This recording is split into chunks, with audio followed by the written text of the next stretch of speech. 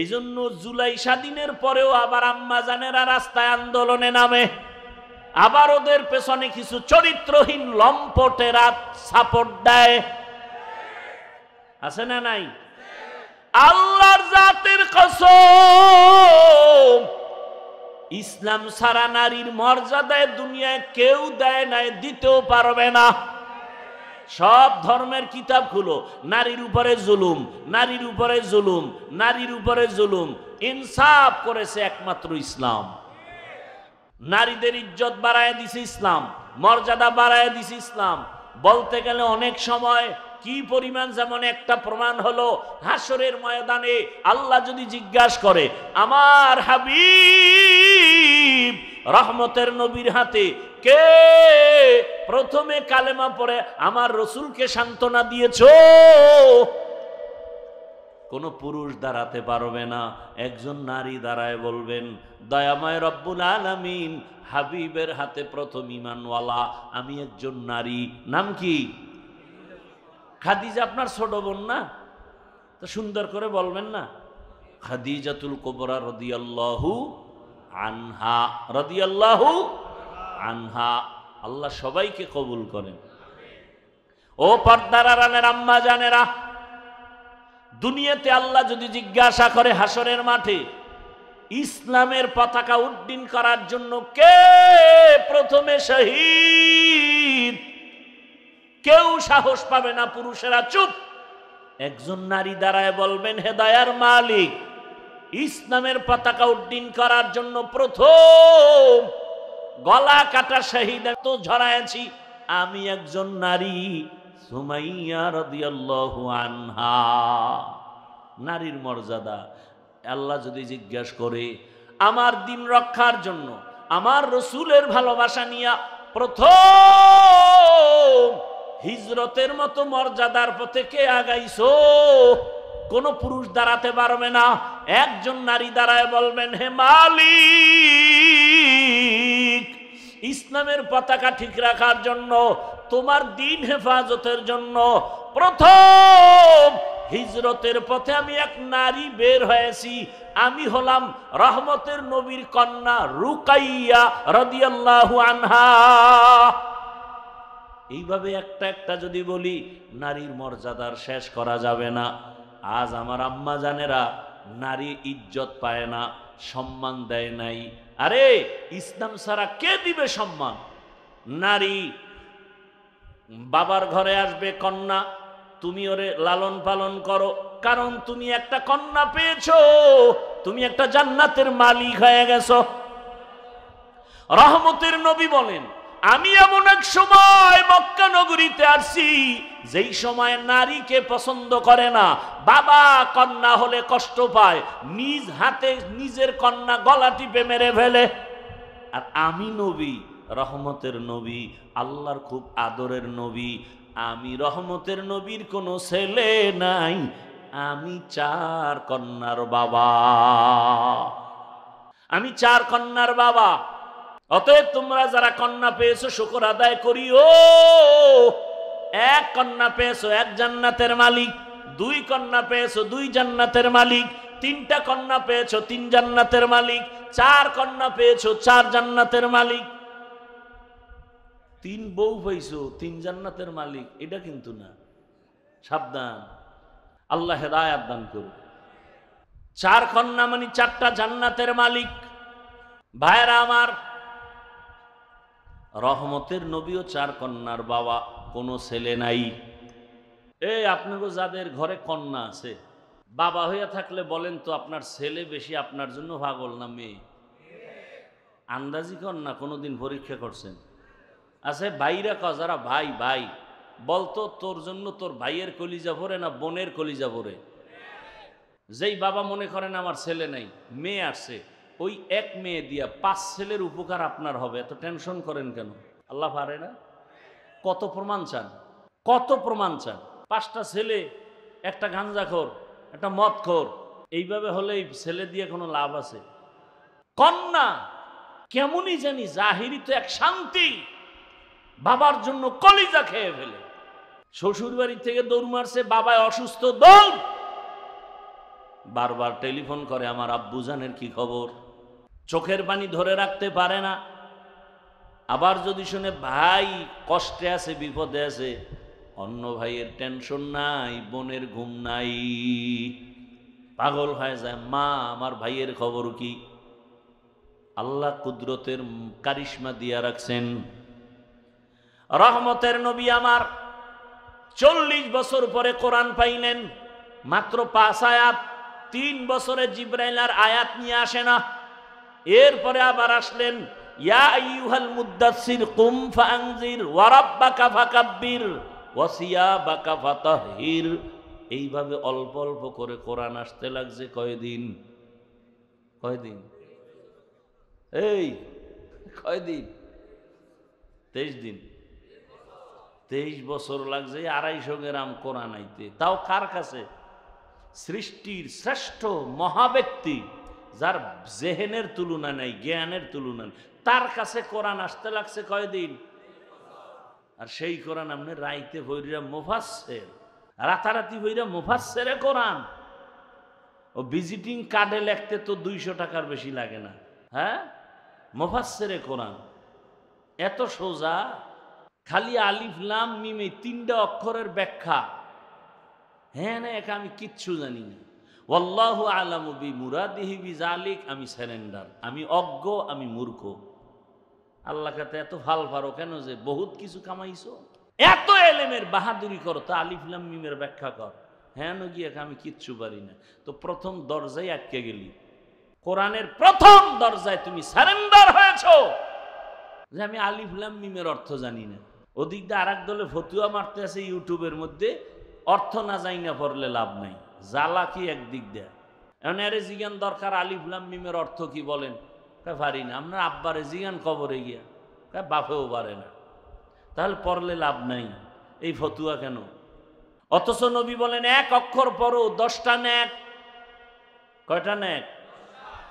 আল্লাহর কোরআন শুধু তাকায় দেখো সওয়াব। কোরআনের লাইনে লাইনে আঙ্গুল টানো সওয়াব। দেখা দেখা কোরআন পড়বা, মরণের আগে চোখের পাওয়ার নষ্ট হবে না। মুসলমানের ঘরে কোরআন নাই, অনেকের ঘরে কোরআন আছে, 15-20 বছর হইছে, একদিনও খুলিয়াও দেখে না ভেতরটা কেমন। বড় আফসুস। আল্লাহর রসুলের কাছে কোরআন আসার সূচনা কত কঠিন, নবীর মরণের কষ্ট। আচ্ছা, আল্লাহ নিজেই বলেন নবী আপনার কষ্ট করা লাগবে না। লা তুহাররিক বিহি লিসানাকা লিতাআজালা বিহি ইন্না আলাইনা জামাআহু ওয়া কুরআনা। আমি কোরআন আপনার সিনায় জমা করে দিব, কষ্ট করা লাগবে না। অথচ সেই 5 আয়াতের জন্য নবীর এমন জোরে চাপ দিল, জ্বর উঠে গেল। নবীরে কষ্ট দিল কেন? আল্লাহ এমনিই দিতেন, আবার চাপ দিলেন কেন? দিলেন 3 বার চাপ দেওয়া হলো কেন? আবার প্রথম 2 চাপে নবী বললেন আমি পড়তে জানি না। 3য় চাপে নবী পড়তে জানি না বলেন নাই, তবে চুপ থাকলেও তো পড়ার উপরে সমর্থন আছে, আছে না নাই? নবী পড়তে জানি না বললেন কেন? এর এক জবাব হলো, জিবরাইল আমিন রেশমি রুমালে লেখা আয়াতগুলো আল্লাহর পক্ষ থেকে ধইরা বলে ইকরা, নবী আপনি পড়েন। নবী তো উম্মি, দেখা পড়তে পারে না। নবী বলেন মা আনা বিকারিন, আমি পড়তে নবী জানেন না মানে কি মূর্খ? নবী পড়তে জানেন না কথার অর্থ দুনিয়ার কারো কাছে রসুল পড়া শিখেন নাই। কার কাছ থেকে? আল্লাহর পক্ষ থেকে রসুল শিখছেন সব। দেখে দেখে নবী পড়তে পারেন না। 3য় চাপে রসুল পারি নাও বলেন নাই, পারিও বলেন নাই, বরং রহমতের নবী সমর্থন দিলেন।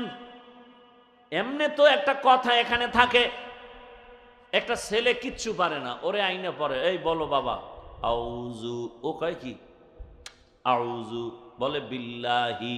বাচ্চাটাও কি বলে? বিল্লাহি মিনাশ, পারে না। তা রসুলের সামনে জিব্রাইল যখন কইছে ইকরা, তো নবী তো বলবেন ইকরা, বা জিব্রাইল বলছে ইকরা বিসমি রাব্বিকাল্লাযী খালাক, নবীও বলবেন ইকরা বিসমি রাব্বিকাল্লাযী খালাক। নবী দোনোবার কইলেন আমি পারি না। 3য় চাপে তো অবস্থা খারাপ, অসুস্থ। এখানে অনেকে জবাব দিছেন একটা, নবী প্রথম 2 চাপে না পড়ে বুঝাইছেন কার নামে পড়ব বলা নাই, তৃতীয় চাপে বলা হয়েছে রবের নামে পড়ো। আমি এটাকে সমর্থন দিলাম, দুনিয়ার সব পড়া ছাড়ো, রবের পড়াটাকে ধরো। দুনিয়াতে পড়া 2 লাইনে চলে, রবের নাম সহ, রবের নাম ছাড়া। কি রবের নাম সহ পড়া, মাদ্রাসার পড়া, কোরআনের পড়া, আর রবের নাম ছাড়া পড়া দুনিয়ার শিক্ষা, জাগতিক শিক্ষা, জেনারেল শিক্ষা। 2 পড়ার উদ্দেশ্য আলাদা, সিস্টেম আলাদা, ফলাফলও আলাদা, একটা দুনিয়া আর একটা আখেরাত। তবে আল্লাহর নাম সহ যদি পড়ে ওই লাইনে গিয়াও সে সফল। যেমন বহু ডাক্তার, ইঞ্জিনিয়ার, প্রফেসর নামাজি নাই নাই, তাহলে আপনি কেন বলবেন ডাক্তার হওয়া খারাপ, ইঞ্জিনিয়ার হওয়া খারাপ, প্রফেসর হওয়া খারাপ? বাকি কথা, স্বাভাবিক কথা হলো যারা আল্লাহর নাম বাদ দিয়ে পড়বে এরা ডাক্তার হতে পারে, ইঞ্জিনিয়ার হতে পারে, কিন্তু মানুষ হওয়া কঠিন। মানুষ হওয়া, যেমন এমবিবিএস ডাক্তার হইছে তাসলিমা নাসরিন, মানুষ হতে পারে নাই। মানুষ, ঢাকা কলেজের প্রফেসর আহমদ শরীফ প্রফেসর হইছে ঠিক, কিন্তু মানুষ হতে পারে নাই। মানুষ হতে হলে লাগবে আল্লাহর কোরআনের ছোঁয়া। এখন অনেকে বলবে আমরা স্কুল কলেজে যারা পড়ি আমরা কি মানুষ না? তুমি মানুষ কি না, না অলুমান? এটার জন্য প্রশ্ন হলো, তুমি জানোনি ও স্কুল কলেজের ছেলে মেয়েরা, ভাই বোনেরা, জানোনি মাকে বিবাহ করা হারাম? জানেনি? বলেন না কেন? জানে। বিয়া ছাড়া সন্তান জন্ম দেওয়া হারাম, জানেনি? যদি বলেন জানে, তাহলে আমার জবাব হলো তারা মানুষ। কিন্তু প্রশ্ন আবার থেকে যায়, কি ওরা যে জানলো মাকে বিবাহ করা হারাম, বিয়া ছাড়া সন্তান জন্ম দেয়া হারাম, এটা কি কলেজের বই ভইরা জানছে? হ্যাঁ, অবশ্যই কোনো না কোনো ভাবে আল্লাহর কোরআনের ছোঁয়া পেয়েই জানছে। তাহলে ফাইনাল অ্যান্সার কি? মানুষ হওয়ার শিক্ষাই হলো কোরআনের আলোর শিক্ষা। কোরআনের ছোঁয়া ছাড়া মানুষ হওয়া যায় না। এই জন্য ডাক্তার নামাজ পড়ে কেন? তাবলিগের ছোঁয়া লাগছে, খাঁটি আল্লাহওয়ালার নজর লাগছে, কোরআন পড়তে পারে, এই জন্য সে ডাক্তার হইয়াও নামাজ পড়ে, ইঞ্জিনিয়ার হইয়াও নামাজ পড়ে, কলেজের প্রফেসর হলেও নামাজ পড়ে, উকিল হইয়াও নামাজ পড়ে, চাকরি করে নামাজ পড়ে, র্যাব, আর্মি, পুলিশ, বিডিআর হইয়াও নামাজ পড়ে, ওসি, ডিসিএসপি হওয়ার পরেও নামাজ পড়ে। কেন? বলে কোরআনের ছোঁয়া লাগছে, তাবলিগের মাধ্যমে, আল্লাহওয়ালাদের মাধ্যমে, আলেম ওলামাদের মাধ্যমে। আর যেই লাইনের পড়া ওখানে তো কোরআন নাই, বরং আন্দোলন আর স্বাধীনতার পরেও শিল্পী পাঠাচ্ছে স্কুলে, প্রাইমারিতে গান শিখাবে। কি কোরআন শিখাবার শিক্ষক নাই, আর নতুন আবার আন্দোলনে নামো। বারবার আন্দোলন করলে স্বাধীন করলা কি? মাইয়ুরিদিল্লাহু বিহি খাইরান ইউফাক্কিহু ফিদ্দীন, আল্লাহ যাকে বেশি মোহাব্বত করেন তাকে তাফাক্কুহ ফিদ্দীনের মাকাম দান করেন। তাফাক্কুহ ফিদ্দীন আর একটা হলো তাআল্লুম ফিদ্দীন, দিন সম্পর্কে জানা, আর একটা হলো দিন সম্পর্কে মানা। যে যাকে চিনে না সে তাকে মানে না, যে যাকে চিনে সে তাকে মানার মতো মানে।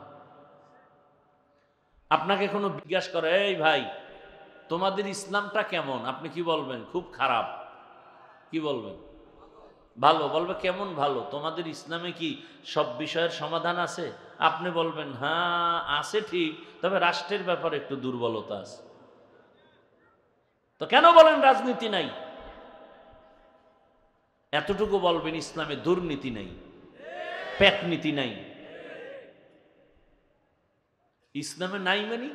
আমগো তো এমন দুর্বল ইসলাম না, আমরা তো পাওয়ারফুল ইসলাম মানি। নাই বলতে কিছু নাই। আর এ কথাও চিরসত্য মনে রাখবেন, লিখে রাখবেন, যতদিন পর্যন্ত এ জমিনে ইসলাম কায়েম হবে না ততদিন পর্যন্ত এ জমিনে শুধু চাপাবাজির আওয়াজ শুনবেন, শান্তি কপালে আসবে না। কোনোদিন না। আপনি চাপাবাজি করতে পারেন, শান্তি পেতে হলে ইসলাম ছাড়া কোনো রাস্তা নাই। ইসলাম কি বলে? একজন মুমিন আর একজন মুমিনকে যখন দেখবা সালাম দাও। সালাম মানে কি? এই ইকো দিল খা, মাইকলা কই ইকো দেয় কেন? ইকো রিভাব থাকবে, কোনো ইকো থাকবে না। সালাম মানে কি বলেন? বলে না। শান্তি, এটা বলেন, স্পষ্ট বলেন। তাহলে আমি দোয়া করলাম তোমার উপরে শান্তি বর্ষিত হোক, সেও আমাকে দোয়া করলো ওয়া আলাইকুমুস, আপনার উপরে শান্তি বর্ষিত হোক। এখানে অশান্তি আসবে কেন? ইসলাম বলে বড়রা ছোটকে স্নেহ মায়ার নজরে দেখো, আবার বলে ছোটরা বড়দেরকে শ্রদ্ধার নজরে দেখো। তাহলে বড়রা যদি ছোটকে মায়ার নজরে দেখে কোনোদিন জুলুম করবে না, ছোটরা যদি বড়দেরকে শ্রদ্ধার নজরে দেখে কোনোদিন বেয়াদবি করবে না। কি ইসলাম নাই দেখা ছাত্র শিক্ষকের বিরুদ্ধে আন্দোলন করে। বাংলাদেশের 54 বছরের ইতিহাসে যা শুনি নাই, বিশেষ করে মাদ্রাসা লাইনে ওস্তাদের বিরুদ্ধে আন্দোলন, এটা কল্পনা। এখনো ওস্তাদদের সামনে ঘড়ি হাতে দেই না। এই বয়ানে উঠছি টাইম দেখার লাগে ঘড়িটা দিছি, তাও ডান হাতে দিছি। জীবনে ঘড়ি হাতে দেই না, তাও বাম হাতে ভুলেও না, ডান হাতে দেই। আন্দোলন। আমি কালকেও এক মাদ্রাসায় বলেছিলাম, ছাত্ররা পড়ছে, দাওরার ছাত্র, আরো ছাত্র। আমি বলি আল্লাহর জাতের কসম, যারা শিক্ষকের বিরোধিতা করবে, বেয়াদবি করবে, ওদের ধ্বংস মরার আগেই শুরু। ওর জীবন টোটালটাই ধ্বংস। যে হোক বেয়াদব, আজ মাহরুম গাশত ফজলে রব। জমিনের মধ্যে মানুষের চূড়ান্ত সৌন্দর্য আদব, বেয়াদবের জিন্দেগির কোনো সৌন্দর্য নেই। কিছু হলেই আন্দোলন। কেন? আল্লাহ শেষ, আল্লাহ নাই। হ্যাঁ, আল্লাহ নাই তা আল্লাহর উপরে ছেড়ে দাও। তাকায় তাকায় দেখো আমার আল্লাহ কি পারে, ছেড়ে দাও। আসমানের ফয়সালা তো কঠিন, ছেড়ে দাও। তুমি আমি ফেসবুকে লেখলে কি হবে? ক্ষতি আমার হবে, হুজুরের কি হবে? আল্লাহর উপরে ছেড়ে দাও, দেখতে থাকো আল্লাহ কি করে। সীমা লঙ্ঘন করলে জুলুমের বিচারটা জাগাত শুরু হয়ে যায়, মরার আগেই শুরু হবে। তো রসুলের হাদিস। হায় হায় হায়, আল্লাহ হেদায়াত দান করুন। আমাদের সমস্ত ছাত্রদেরকে আল্লাহ হেদায়াত দান করুন। আমাদের মাথার মুকুট আসাতেজায়ে কেরাম, শিক্ষক বৃন্দ যারা, আল্লাহ তাদেরকেও হেদায়াতের দৌলত দান করেন। প্রতিটি শিক্ষা প্রতিষ্ঠান রসুলের আদর্শের উপরে কায়েম ও দায়েম রাখেন। আমিনও বলেন।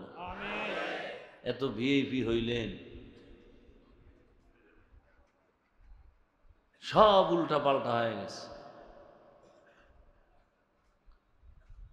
ইসলাম বলে কর্মচারী কাজ করে, ঘাম ঝরার আগে বেতন দাও। আর আমরা ইসলাম ছাড়া দেখি কি, খালি আন্দোলন চলে, বেতন নাই। গার্মেন্টস ভাঙো, অফিস ভাঙো, এরপরে পুলিশের বেতের বাড়ি লাগাও। এই দেখতে দেখতে আইতেছে। সোনার বাংলা এমন এক চানকফাল্লা দেশ, এটা নাই বলতে কিছু নেই। বাবা তার আপন মেয়েকে হোটেলের মধ্যে নিয়ে বলে আজকে রাতের জন্য তুই স্ত্রী। নাউজুবিল্লাহ আসে না? আমাদের সোনার বাংলার খবর। কে বলবে এই কথা? বলার মানুষ নাই, শোনার মানুষ নাই, বিরোধিতা করার মানুষের অভাব নেই। আল্লাহ আমাকে হেদায়াত দান করুন, আল্লাহ আপনাদেরকেও হেদায়াত দান করেন।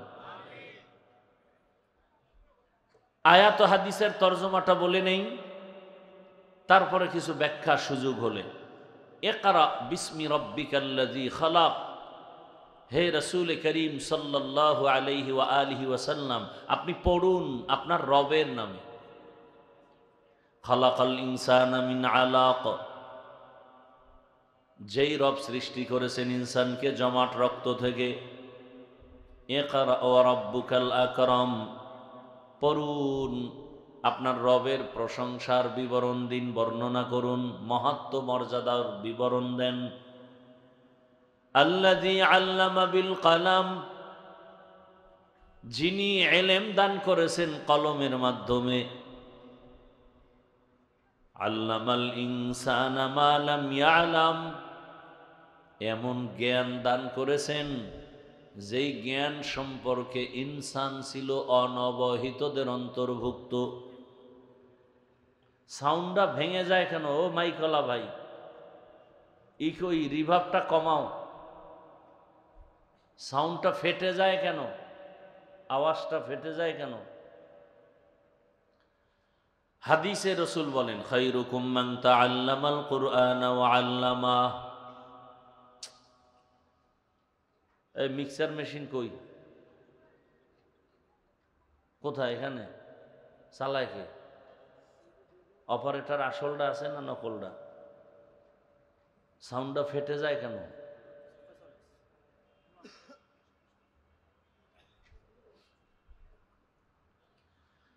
নবীজি বলেন, সারা দুনিয়াতে তারাই শ্রেষ্ঠ যারা কোরআন নিজে শিখে অন্যকে শিক্ষা প্রদান করে। কোরআন শিক্ষা দেওয়া নেওয়া, যেমন ডাইরেক্ট কোরআন আলিফ বা তা সা পড়াচ্ছি, আপনি শিখতেছেন, এটাও কোরআন শিক্ষা, এটাও বড় দামি শ্রেষ্ঠ। এই যে আবার কোরআন শিখার জন্য যে অন্য অন্য কিছু বিষয় শিখা হয়, ইলমে সরফ, ইলমে নাহবু, ইলমে বালাগাত, ফাসাহাত, এগুলো কোরআন শিক্ষার অন্তর্ভুক্ত। এজন্য এদের বলে তালিবুল ইলম। নবী বলেন এদের জন্য দোয়া করে নদীর মাছ, গর্তের পিপিলিকা পর্যন্ত দোয়া করে, কারণ এরা তালিবুল ইলম। তালিবুল ইলম যখন রাস্তা দিয়া চলে, ফেরেশতারা তাদের পাখা বিছায়া দেয়। ওয়া ইন্নাল মালাইকাতা লাতাযাউ আজনিহাতাহা লিতালিবিল ইলম। তালিবুল ইলমের পায়ের নিচে পাখা বিছায়া দেয়, নূরের পাখা।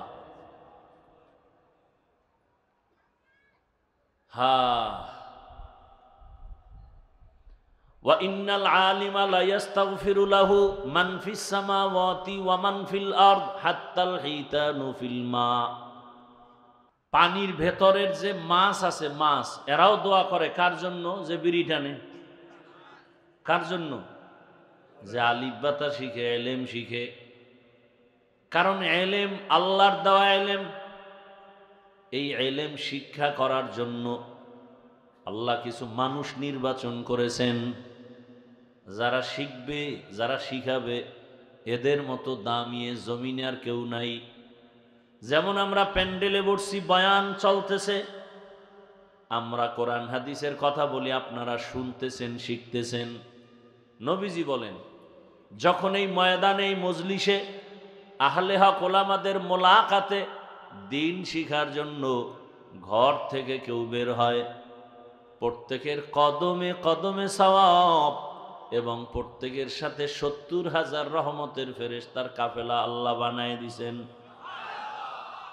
এখানে আইসা বসার পর এরকম একটা মজলিস আরশে আজিমে চলতেছে, আল্লাহ নিজে আলোচনা করতেছেন, আমাদের প্রশংসা করতেছেন ফেরেশতাদের সামনে। শেষ ফল আল্লাহ ঘোষণা দিছেন, এই প্যান্ডেলে যারা বসছে সবার জীবনের গুনাহ মাফ। একটা মাসআলা যদি শিখতে পারেন, ১০০ নফল নামাজের সওয়াব আল্লাহ দান করবেন। অনেকগুলো মাসআলা যদি শিখেন, ১০০০ রাকাত নফল নামাজের সওয়াব পেয়ে যাবেন। সুবহানাল্লাহ। না সারাদিন বিড়ি টানলে সুবহানাল্লাহ এবে কেমনে? ফজর পরে নাই, জহুর পরে নাই, আসর পরে নাই, মাগরিব পরে নাই, এশাও পরে নাই। এগুলো আমরা আশিকে রসুল। অথচ রহমতের নবী বলেন, কাফের, বেঈমান আর মুমিনের মাঝখানের প্রাচীরের নাম নামাজ। মুমিন কারা বলে নামাজ ছাড়ে না, বেঈমান কারা বলে নামাজ পড়ে না। নামাজের দ্বারা পরিচয় কে মুমিন কে মুমিন না। তো আমরাও শ্রেষ্ঠ মজলিসের অন্তর্ভুক্ত যদি নিয়ত ঠিক থাকে। আল্লাহ আমাদেরকে কবুল করেন। আসেন আয়াত নিয়ে কিছু কথা বলি। তরজমা বলা শেষ, ব্যাখ্যায় যেতে 2-4 মিনিট ভূমিকা স্বরূপ কিছু কথা খেয়াল করেন। আল্লাহ পাক রব্বুল আলামিন জমিনে মানুষকে সৃষ্টির শ্রেষ্ঠ মর্যাদা দিছেন বলে সিদ্ধান্ত নিয়ে মানুষ বানাইছেন। মানুষ বানায়া সিদ্ধান্ত নেন নাই, বানাবার আগেই নিছেন। নূরের সৃষ্টি ফেরেশতারা শ্রেষ্ঠ না, আগুনের সৃষ্টি জিনেরা শ্রেষ্ঠ না। আল্লাহ তাআলা সিদ্ধান্ত নিয়েছেন মাটির সৃষ্টি মানুষ হলো শ্রেষ্ঠ। ওয়ালাকাদ কাররামনা বানি আদম ওয়া হামালনাহুম ফিল বাররি ওয়াল বাহরি ওয়া রাযাকনাহুম মিনাত তাইয়্যিবাত ওয়া ফাদ্দালনাহুম আলা কাসীরিন মিম্মান খালাকনা তাফদীলা। বনি আদম বড় দামি, আল্লাহ তাআলা এদেরকে এত দামি বানায় দিলেন, এরা দুনিয়াতে আসার আগের থেকেই দামি আল্লাহ করলেন। দুনিয়াতে আসার পরে আল্লাহ মর্যাদা ঠিক রাখার জন্য 2টা ব্যবস্থা দিয়েছেন। তোমার মর্যাদা ঠিক ধরে রাখতে যদি চাও, 2টা জিনিসকে সমানভাবে ফলো করে চলো। এক হলো রিজালুল্লাহ, আর এক হলো কিতাবুল্লাহ। এক ব্যবস্থার নাম থিওরিক্যাল পদ্ধতি, আর এক ব্যবস্থা প্র্যাকটিক্যাল পদ্ধতি। থিওরিক্যাল পদ্ধতি হলো কিতাবুল্লাহ, আর প্র্যাকটিক্যাল পদ্ধতি রিজালুল্লাহ। আল্লাহর নির্বাচন করা কিতাব, আল্লাহর পক্ষ থেকে একচ্ছত্র সিদ্ধান্ত বা নির্বাচিত ব্যক্তি। আল্লাহর নির্বাচিত ব্যক্তির মধ্যে শ্রেষ্ঠ ব্যক্তি রহমাতুল লিল আলামিন। আল্লাহ তাআলার নির্বাচিত কিতাবের মধ্যে শ্রেষ্ঠ কিতাব কোরআনুল কারীম। এই 2 জিনিস। যারা বলে আমরা কোরআন কিতাব মানি, ব্যক্তি মানি না, খোদার কসম তারা গোমরাহ। যারা বলে আমরা ব্যক্তির গোলাম হয়ে আছি, ব্যক্তির পূজা করি, কিতাব আদি বুঝি না ও মানি না, এরাও গোমরাহ। এই দোনো দল আমগো দেশে আছে না নেই? একদল বলে কোনো আলেম মানি না, মাযহাব মানি না, ইমাম মানি না, কোরআন হাদিস সব মানি, আর কেউরে মানি না। আসলে কোরআন হাদিস মানা কি জিনিস বুঝেই না। ওই আয়াত পড়ে নাই, কুল আতিউল্লাহ ওয়া আতিউর রাসূল ওয়া উলিল আমরি মিনকুম ফাসআলু আহলা যিকরি ইন কুনতুম লা তা'লামুন। ওই আয়াতগুলো খেয়াল করে নাই। এরা উপরের তরজমা দেখা কোরআন হাদিস পড়ে, ভেতরে যে এর ব্যাখ্যা আছে, এর ভিতরে বালাগাত ঢুকানো আছে, এর মধ্যে ফাসাহাত ঢুকানো আছে, ইলমে নাহবু ঢুকানো আছে, এরা ওদিকে খেয়াল করেন। এরা আল্লাহ দল্লিন আমিন হেনে পড়ছে, গোমরা। নবীজির শানেও আছে দল্লান ফাহাদা হেনও গোমরা। তরজমা লাগাই দিছে নবী গোমরা। উম্মি শব্দের অর্থ, শাব্দিক অর্থ আনপড়, পড়ালেখা করে নাই। তো স্বাভাবিক গ্রামের ভাষায় কইবে যে পড়ালেখা করে না সে তো মূর্খ। বাস এই তরজমা লাগাই দিছে, হুয়াল্লাযী বা'আসা ফিল উম্মিয়্যিনা রাসূলাম মিনহুম ইয়াতলু আলাইহিম আয়াতিহি ওয়া ইউযাক্কিহিম ওয়া ইউআল্লিমুহুমুল কিতাবা ওয়াল হিকমা ওয়া ইন কানু মিন ক্বাবলু লাফি যালালিম মুবিন। আল্লাহ আমি উম্মি নবী পাঠাইছি। এখন উম্মির শাব্দিক অর্থ লাগাইয়া দিছে নবী মূর্খ। কি আউযুবিল্লাহ না নাউযুবিল্লাহ?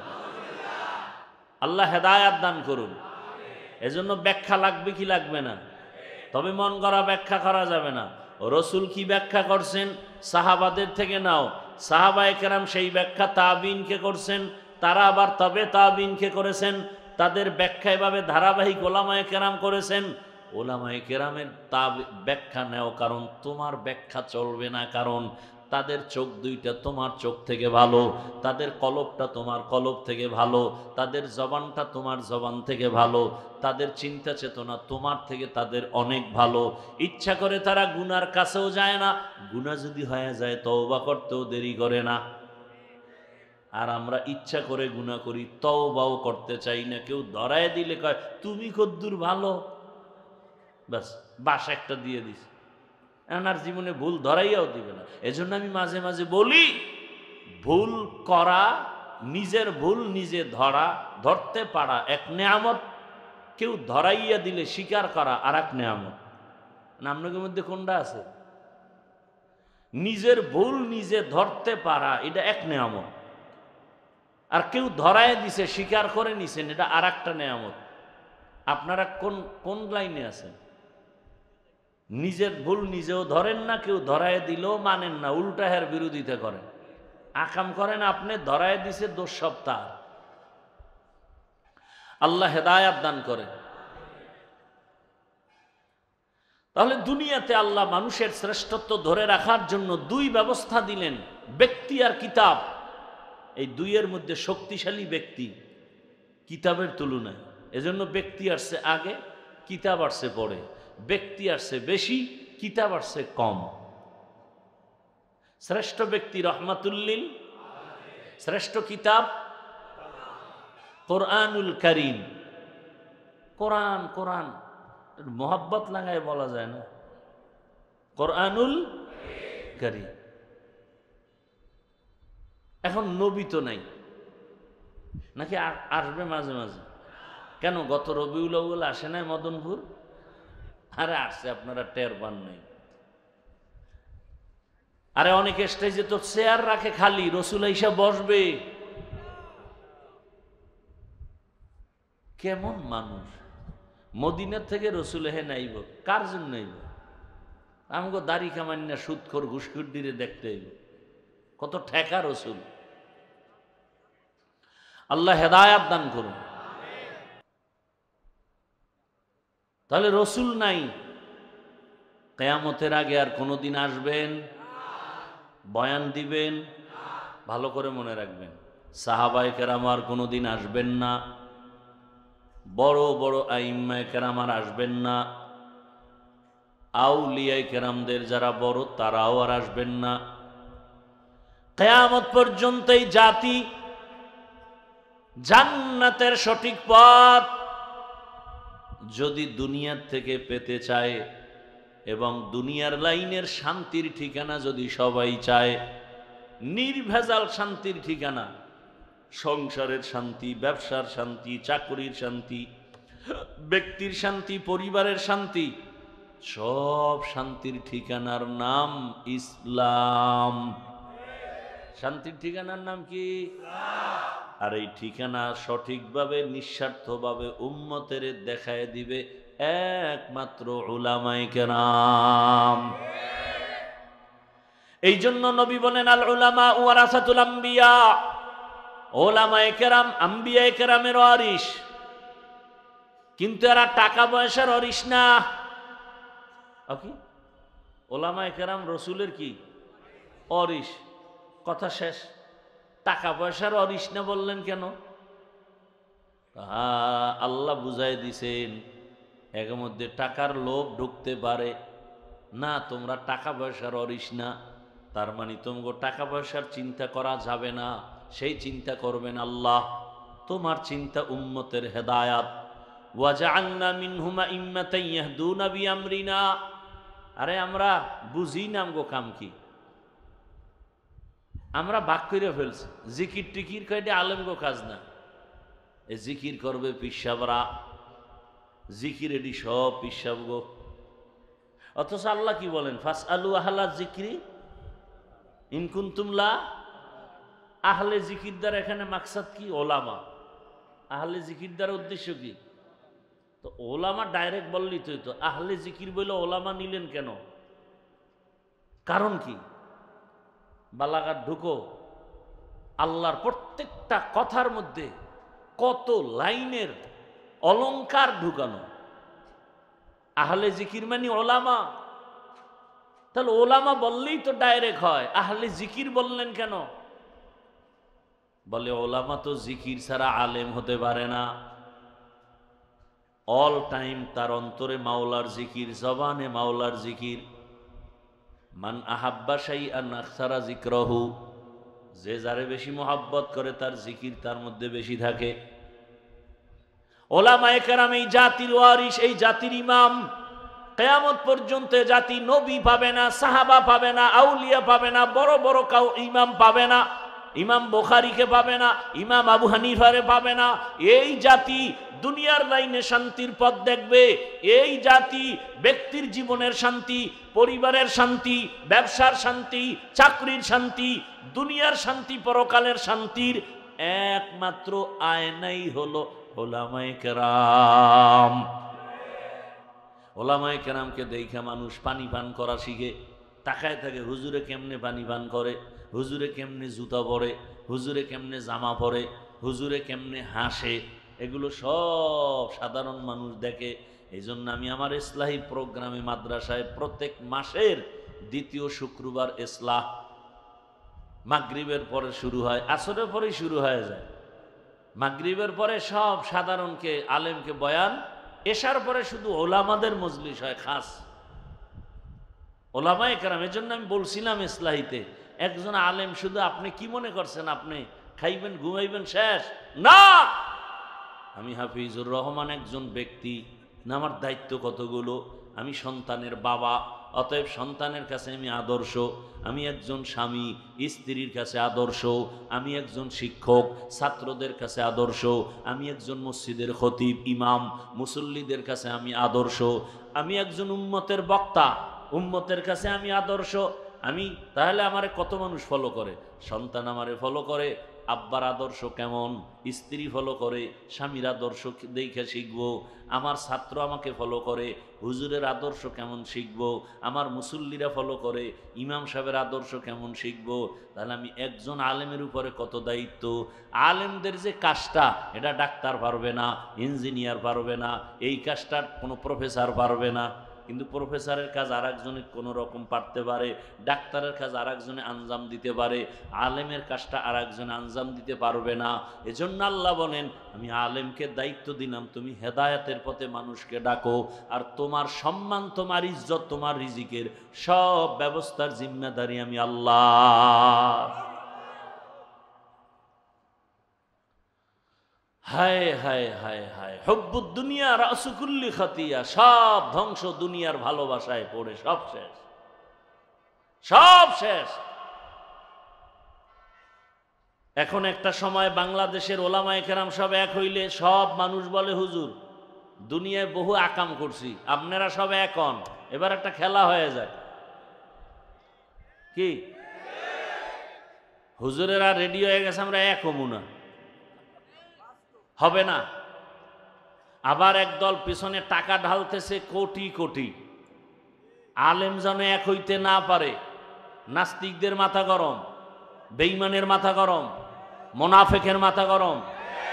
এই মুহূর্তে আলেম যদি এক হয়ে যায়, আমগো চান্দি শেষ, ধান্দাবাজি শেষ, চান্দাবাজি শেষ। কারণ আলেম যদি এক হয়ে যায়, পুরা জনগণ এক হয়ে যাবে। আর এই জমিনে কোনো নাস্তিক, কোনো বেঈমান, কোনো মুনাফিক আলেমদের চোখের দিকে তাকায় কথা বলার সাহস পাবে না। ওভার 100 সত্য কথা যদি এখন আলেম আজকে রাত্রে ঘোষণা হবে, কালকে সব শীর্ষ আলেমরা এক ময়দানে আসবে, পরশুদিন থেকে দেশ চালাবে ওলামায়ে কেরাম। কোটি কোটি কোটি টাকা পেছনে ঢালা হচ্ছে, আলেম যেন এক হতে না পারে। এটা কঠিন এক ষড়যন্ত্র, কঠিন, বলতেও পারি না, সইতেও পারি না। চারিদিকে আসমান, পালাবো কই? কঠিন এক হালাত। বেশি বেশি বেশি বেশি দোয়া করেন, ওলামায়ে কেরামের পক্ষে থাকেন, তাদেরকে এক হওয়ার জন্য দোয়া করেন। টুকটাক বিরোধিতা বন্ধ করে দেন। বুঝেন না কথা? কি বলবো? চরমনায়ের নায়েবে আমিরুল মুজাহিদিন কয়েক মাস আগে এই জুলাইয়ের পরে এক বয়ানে সম্ভবত না বক্তৃতায় বলছিলেন, খেয়াল করিয়েন, যে জামাত ইসলামের ভাইরা ওলামায়ে কেরামের পক্ষ থেকে আপনাদের উপরে যেই অভিযোগগুলো আছে আকীদা নিয়ে, ওলামায়ে কেরামদের সাথে এক হইয়া বৈশা এগুলো ঠিক করেন। খুব খেয়াল করেন কথাগুলো। পুরা দেশ গরম হয়ে গেছে। এখন কি এগুলো নিয়ে কথা বলার সময়? এখন কি এ নিয়ে ভাবার সময়? এখন সব ঐক্য হতে হবে। এবার চরমোনাই যখন জামাতের এক স্টেজে আসছে, এখনো ঐক্যও হয় নাই, সমঝোতাও হয় নাই। যেমন খ্রিস্টান আইসা বক্তব্য দিতে পারে, হিন্দু আইসা বক্তব্য দিছে, জামাতের নেতা আইসা বক্তব্য দিছে, এখন তারাই আবার উল্টাপাল্টা শুরু করছে, বলে এদের আকীদা ঠিক নেই, এই ঠিক নেই, সেই ঠিক নেই। এখন চরমোনাই এই, চরমোনাই সেই, মানে বলতে বলতে বলতে বলতে সাধারণ মানুষকে আমরা কই যাব, এমন এক অবস্থা, বলারও ভাষা নাই, সইতেও পারতেছি না। কোথায় যাবে জাতি? আমাদের কি হালাত?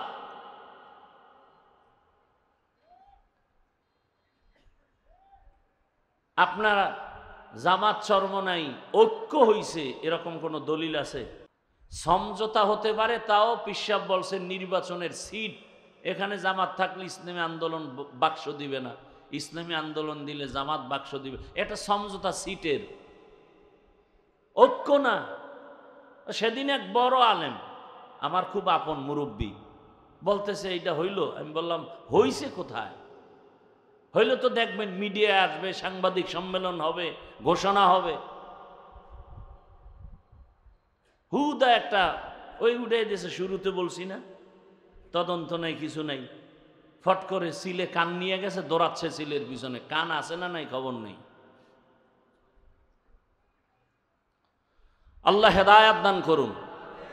আবারও বললাম, ওলামায়ে কেরামদেরকে আল্লাহ এক ও ন্যাক হয়ে কাজ করার তৌফিক দান করেন।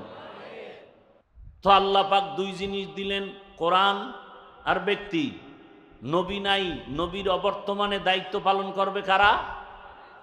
একমাত্র ওলামায়ে কেরাম, একমাত্র ওলামা।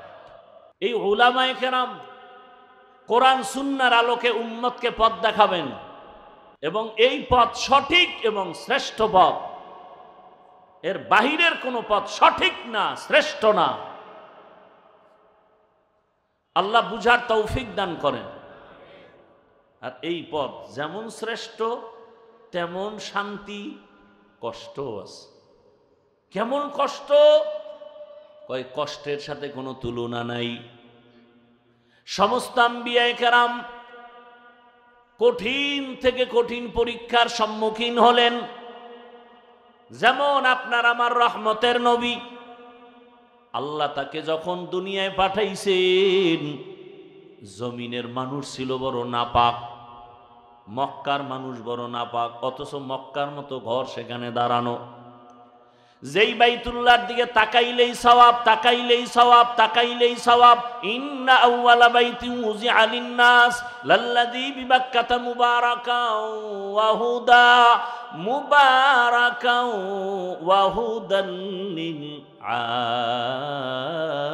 আলামিন। এত সুন্দর এক ঘর, তাকায় থাকবেন শুধু সওয়াব আর সওয়াব। সেই বাইতুল্লাহর পাশের মানুষ দুনিয়ার নষ্ট, চরিত্রহীন, আর সেই সমাজে আসলো কে? পৃথিবীর শ্রেষ্ঠ চরিত্রবান আখলাকি রসুল মক্কা নগরীতে আসছেন। আসার পরে নবী সবার সাথে হাসি মুখে কথা, মানুষের বুকে লাগায়, গালি দেয়, নবী গালি দেন না, জবাব দেন না, বরং তাকে বুকে লাগায় আলিঙ্গন করেন। রহমতের নবী আমার দীর্ঘ 40 বছর পর্যন্ত কাউকে বলে না নামাজ পড়ো, রোজা রাখো, জিকির করো, তেলাওয়াত করো, কালেমা পড়ো, কিচ্ছু বলে না। নবী কথা বলতেছেন, সবার অন্তরে বিশ্বাস, এত ভালোবাসা। সবাই কয় মুহাম্মদ, এক পর্যায়ে গিয়া বলে মুহাম্মদের বিরোধিতা যাই করি, মুহাম্মদের মতো সত্যবাদী আর কেউ নাই। 40 বছর পরে আল্লাহ তাআলা হেদায়েতের বাণী দিলেন, কোরআন। জিব্রাইল আমিনকে নিয়ে পাঠাইলেন, কোরআনের প্রথম 5টা আয়াত নিয়ে পাঠাইলেন। ইকরা বিসমি রাব্বিকাল্লাযী খালাক, খালাকাল ইনসানা মিন আলাক, ইকরা ওয়া রাব্বুকাল আকরাম, আল্লাযী আল্লামা বিল কলম, আল্লামাল ইনসানা মা লাম ইয়ালাম। 5টা আয়াত নিয়ে আসলেন। মাত্র 5 আয়াত নিয়ে হেরা গুহায় ঢুকলেন। রসুলের সিনার সাথে জিবরাইল আমিনের সিনা লাগাইয়া হালকা চাপ দিয়া বললেন, ইকরা, হে রসুল আপনি পড়েন। সবাই অনেক তরজমা আপনারা দেখবেন ব্যানারে, ইকরা বিসমি রব্বিক, পড়ো তোমার প্রভুর নামে হে রসুল। আমি তরজমা করেছি, হে রসুল পড়ুন আপনি আপনার রবের নামে। ওলামায়ে কেরাম লিখেছেন, রব শব্দের অর্থ প্রভু বললে হক আদায় হয় না। রব শব্দের অর্থ এক শব্দে হবে না, এক বাক্য দিয়া রবের তর্জমা হবে। কেমন? বলে রব হলেন তিনি সমস্ত প্রাণীদের প্রয়োজনের অগ্রিম আয়োজন করেন যিনি, তিনি হলেন রব। যখন এক চাপ দিলেন নবী বললেন, মা আনা বিকারিন, আমি পড়তে জানি না। আর একটা চাপ দিলেন নবী বললেন, আমি পড়তে জানি না। কয় চাপ হলো? এইবার শেষবারে খুব জোরে চাপ দিছেন নবী। এবার পড়তে জানি না তাও বলেন নাই, পড়তে জানি তাও বলেন নাই। নবী বলেন, আমার উপরে মৌতের কষ্ট শুরু হয়ে গেল, সীমাহীন জ্বর। জিব্রাইল চাপ দিয়ে চলে গেল। আমি বের হয়ে গেলাম ঘরে, খাদিজার ঘরে।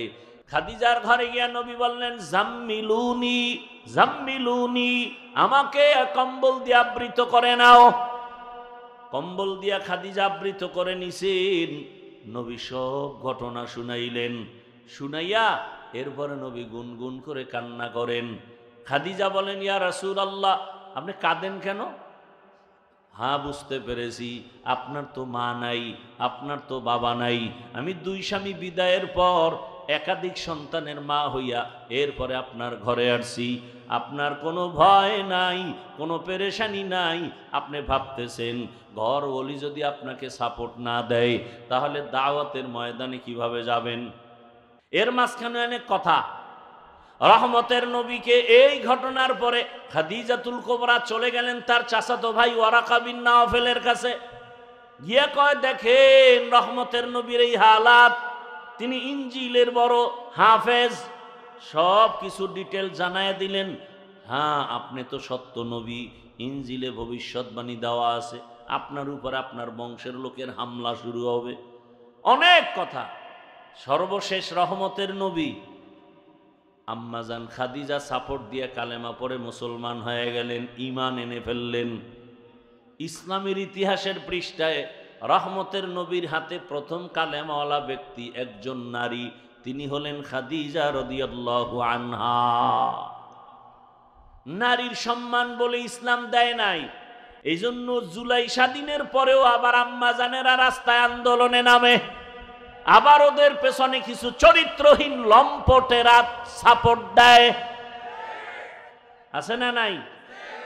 আল্লাহর জাতের কসম, ইসলাম সারা নারীর মর্যাদায় দুনিয়ায় কেউ দেয় নাই, দিতেও পারবে না।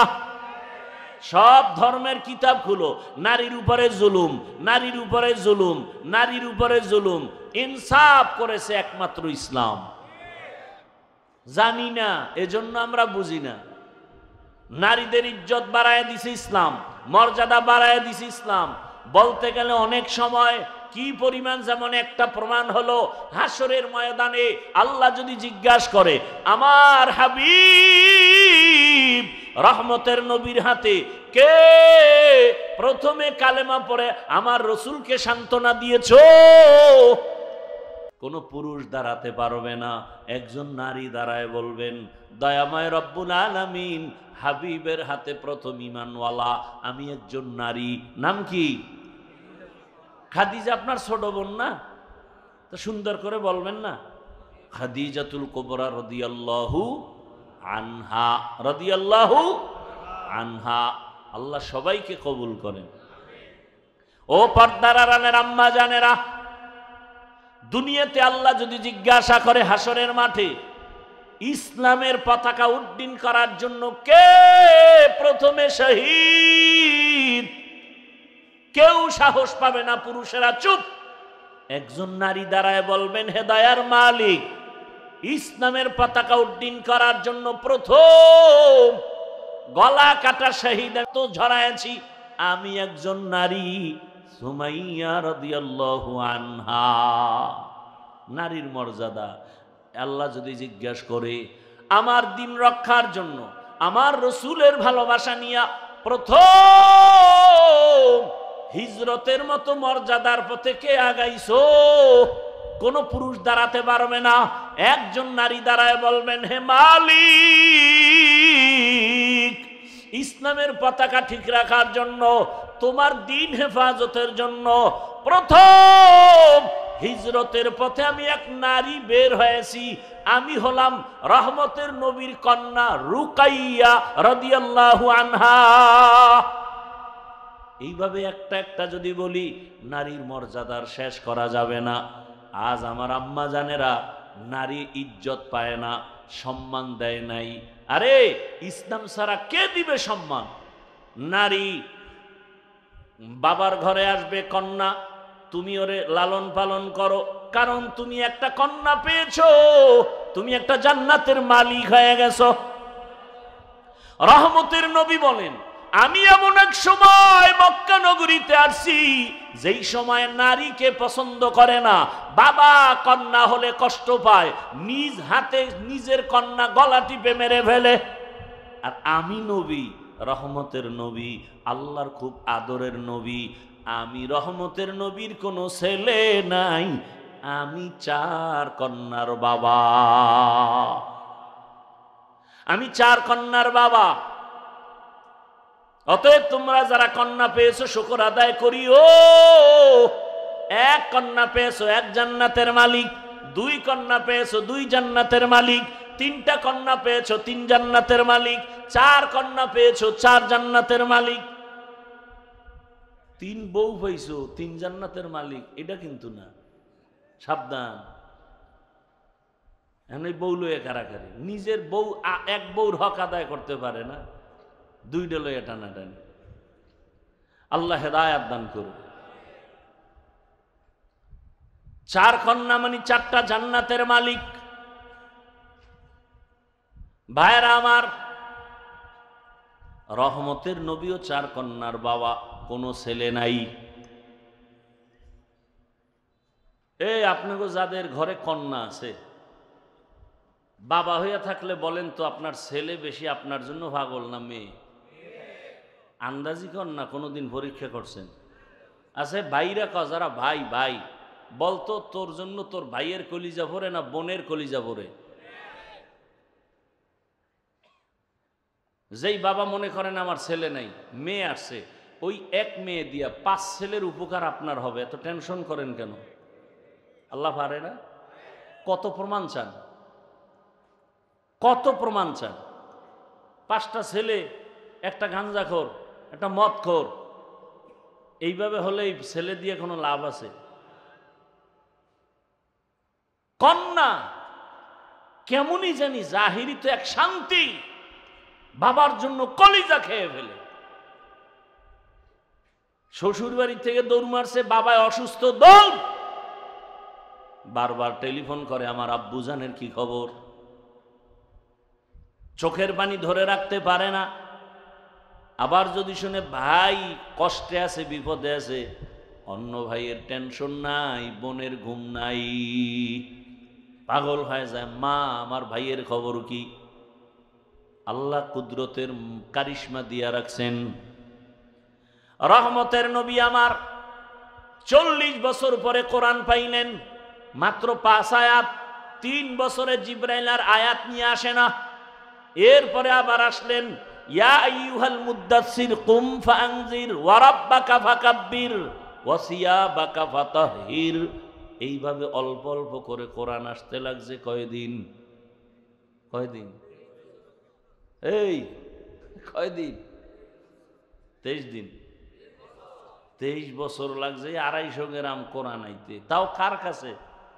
সৃষ্টির শ্রেষ্ঠ মহাব্যক্তি যার জেহেনের তুলনা নাই, জ্ঞানের তুলনা নেই, তার কাছে কোরআন আসতে লাগছে কয়দিন?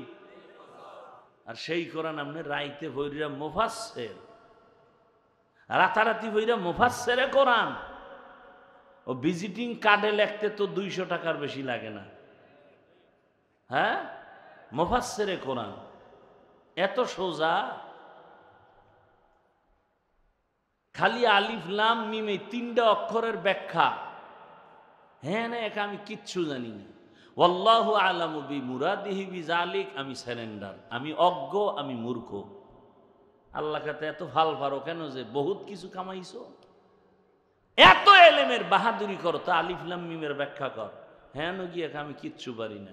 তো প্রথম দরজায় আটকে গেলি, কোরআনের প্রথম দরজায় তুমি সারেন্ডার হয়েছো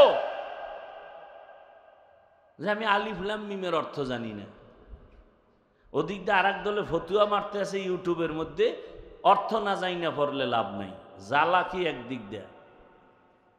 এখন আরে জিজ্ঞান দরকার আলিফ লাম মিমের অর্থ কি বলেন, পারি না। আপনার আব্বারে জিজ্ঞান কবরে গিয়া, বাপেও পারে না, তাহলে পড়লে লাভ নাই, এই ফতুয়া কেন?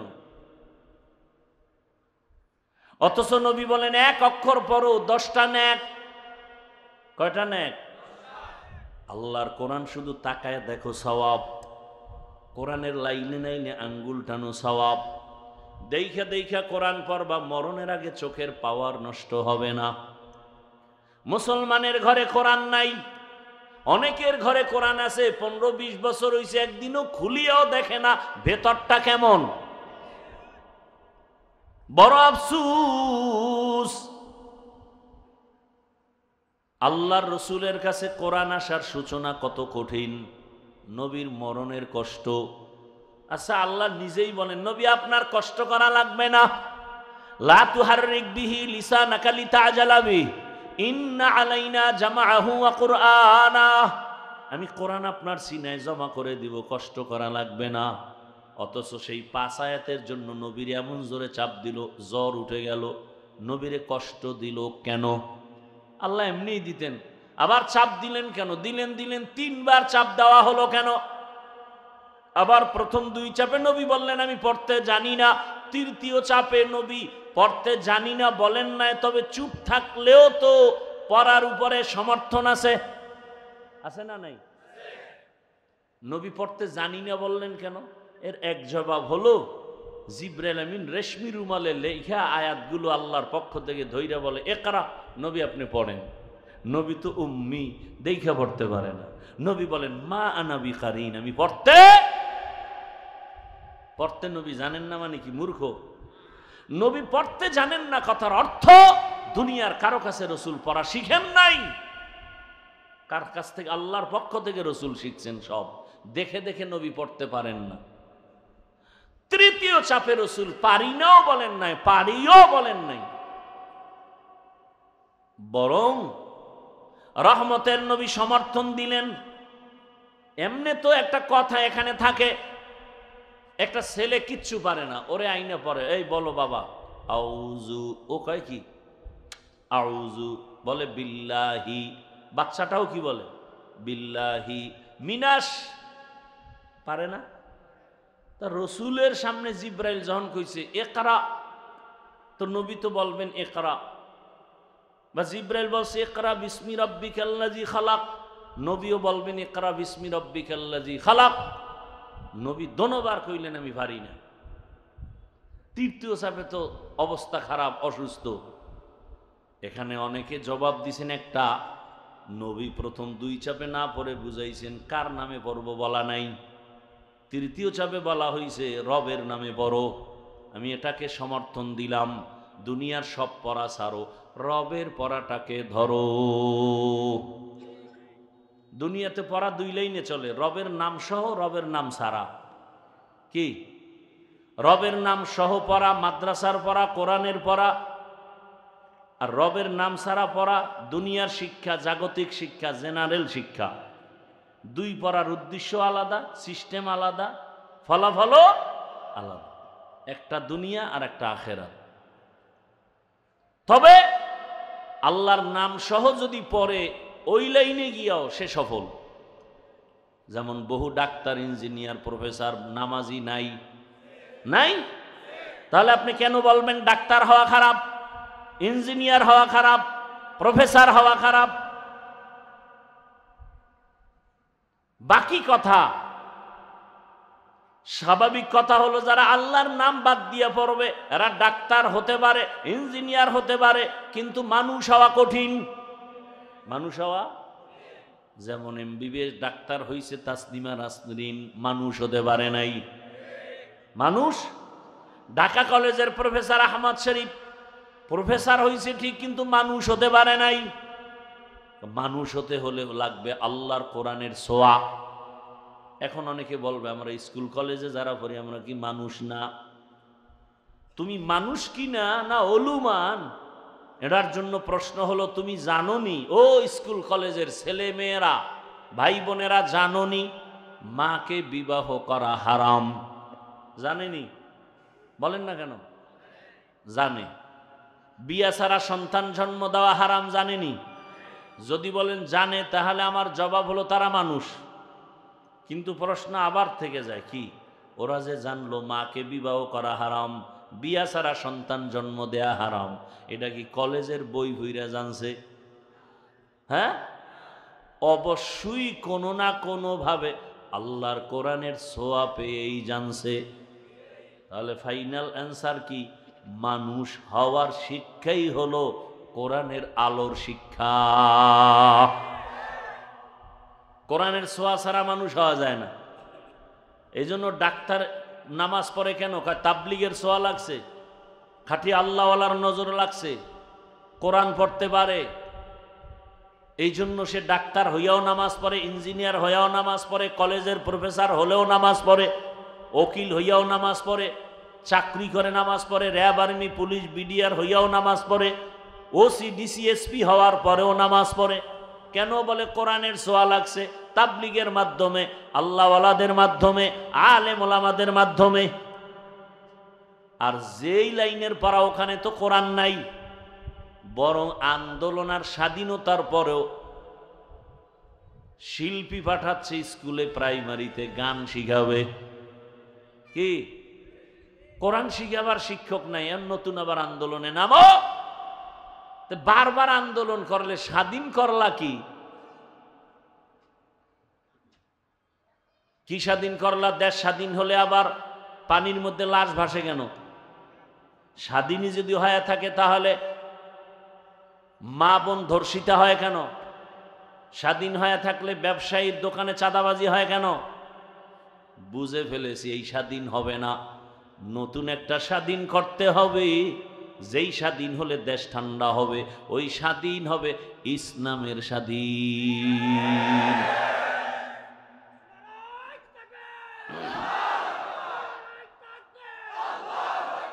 কিসের স্বাধীন?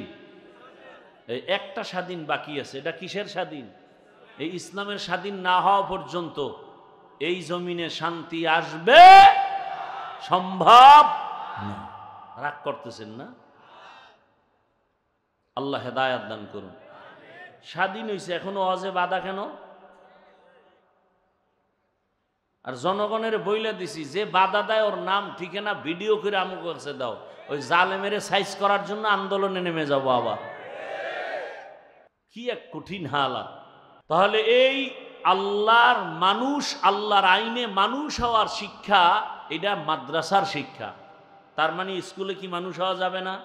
যাবে। স্কুলে পড়ো, কলেজে পড়ো, ডাক্তার হও, ইঞ্জিনিয়ার হও, ওলামায়ে কেরামের সাথে সম্পর্ক, মোহাব্বত, দোয়া, মা বাবার সাথে সম্পর্ক, দোয়া, শিক্ষকের দোয়া, আলেম ওলামার দোয়া নিয়ে চললে স্কুলে পড়লেও মানুষ, কলেজে পড়লেও মানুষ, ডাক্তার হলেও মানুষ, ইঞ্জিনিয়ার হলেও মানুষ। মূল ফ্যাক্টরি মাদ্রাসা, মূল। বাকি আমরা চাই কলেজেও কোরআনের আয়াতের তেলাওয়াত চালু হয়ে যাক। কি বলেন? আমরা চাই ওখানেও কোরআনের শিক্ষা চালু হয়ে যাক, 100 নম্বরে পরীক্ষা হোক, তাহলে কলেজে পড়িয়া আমার বোন আর ধর্ষিতা হবে না। আল্লাহ বুঝার তৌফিক দান করেন।